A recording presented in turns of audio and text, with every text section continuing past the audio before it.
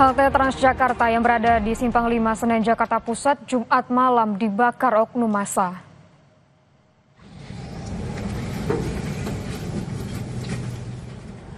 Kobaran api terus membakar halte Senen yang berada di Simpang 5 Senen Jakarta Pusat Jumat malam.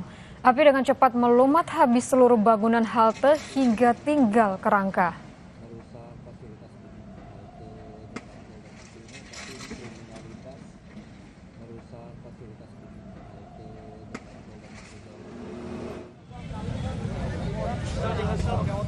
Sementara itu, Saudara, markas Gegana yang berada di Jalan Keramat Raya, Jakarta Pusat, Jumat malam juga terbakar. Selain bangunan, 3 bus yang berada di markas tersebut juga habis terbakar. Arus lalu lintas di sekitar lokasi lumpuh dan tidak bisa dilalui. Diduga markas Gegana ini dibakar oleh oknum massa yang sebelumnya terlibat bentrok oleh petugas yang terjadi di Jalan Kuitang.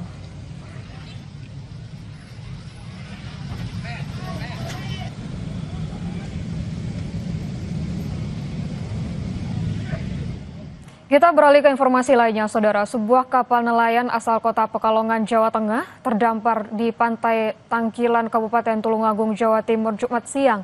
27 anak buah kapal berhasil dievakuasi Basarnas.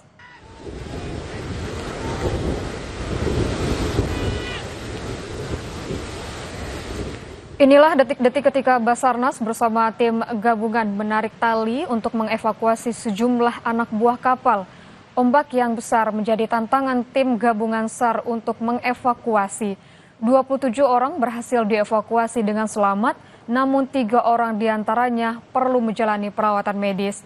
Peristiwa ini bermula setelah kapal yang tengah bersandar di Teluk Popo tiba-tiba hanyut dan mesin kapal gagal menyala.